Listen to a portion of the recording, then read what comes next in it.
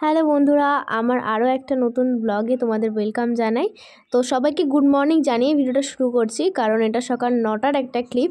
তো আজকে আমি আর আমার দিদা বেরিয়ে যাচ্ছি বারাসাতের উদ্দেশ্যে, বাগুইআটি থেকে বাস ধরবো বলে। আমার একটা দাদু মারা যায়, তো সেইখানেই আর কি আজকে মন্ত্রের কাজ। তো আমি আর দিদা আজকে যাব। প্রায় 1 ঘন্টার ওপরে দাঁড়িয়ে থেকে আমরা পেলাম বাস অবশেষে। তারপরে রাস্তায় এত জ্যাম, তারপরে সামনে আবার একটা ট্রেন লাইন আছে, তো ওখান থেকে ট্রেন যাবে বলে আমাদের আবার দাঁড়াতে হলো। বাসটা অনেকবার দাঁড়িয়েছে। আমাদের মোটামুটি 10টার মধ্যে পৌঁছালে ভালো হতো, তাও আমরা ওই 10:30টার ওপরে বেজে গেছিলো পৌঁছাতে, কারণ বাস থেকে নেমে আরও অনেকটা ভেতরে যেতে হতো। তো যাই হোক, চলো ভিডিওটা দেখতে থাকুন। কি হলো? হেই লিখে দাও, খায় না।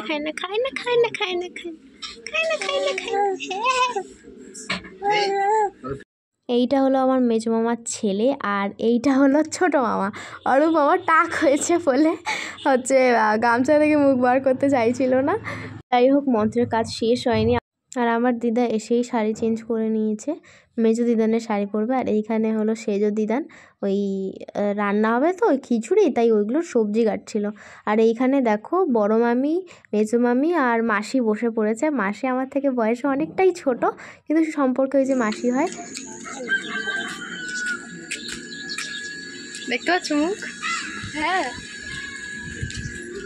ডাকো দোকানে এসো।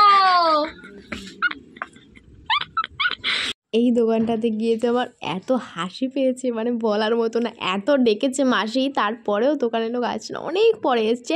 যাই হোক, ফাইনালি আমরা একটা চিপস নিয়েছি, নিমকি নিয়েছি, আর একটা বারবান বিস্কুট নিয়ে নিয়েছি, কারণ সকালে আমি খেয়ে আসিনি। আর এখানেও তো মন্ত্রের কাজ শেষ হয়ে রান্না হতে হতো অনেকটা সময় লেগেছে। আর দিদা বলতো দোকান থেকে কিছু এনে খেয়ে নে, আর আমার খাবার মানেই ভুংভাং খাবার। তারপরে এইসব খেয়ে আমি আর সেজদান স্কুটি করে চলে যাই মিষ্টি আনার উদ্দেশ্যে।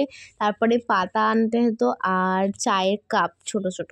যাই হোক, এই দেখো গ্রামে আসতে যে আমার কি ভালো লাগে, মানে এটা গ্রাম না ঠিক, ওই গ্রামের মতোই খুব সুন্দর লাগে। কি সুন্দর চারিপাশে পুরো সবুজ, তাও ওই শহরের মতো হয়েই গেছে, মানে আমাদের জায়গার মতোই। দেখো রাস্তা তাহলে এইখানে না আগে হচ্ছে ঠিক মানে মাটির রাস্তা ছিল, বেশ খুব সুন্দর লাগতো। এর আগে একবার এসেছিলাম, 2019 ওরকম হবে হয়তো, ওই বড় মামার বিয়ের সময়।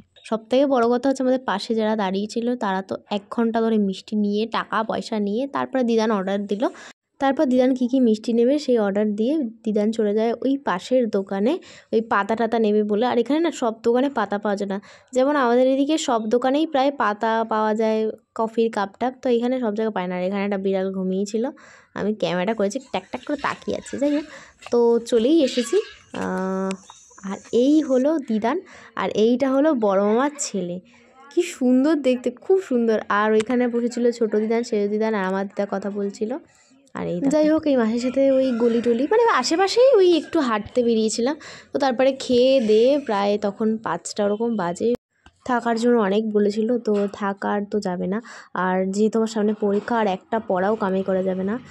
তো চলো ওখান থেকে তো বেরিয়ে পড়লাম। এইবারে এখান থেকে একবারে চাপাডালি মোড় যাব, কারণ কল্যাণী মোড়ে দাঁড়ালে অনেকক্ষণ ওয়েট করতে হয়, তাও বাস পাওয়া যাবে কি না তার ঠিক থাকে না।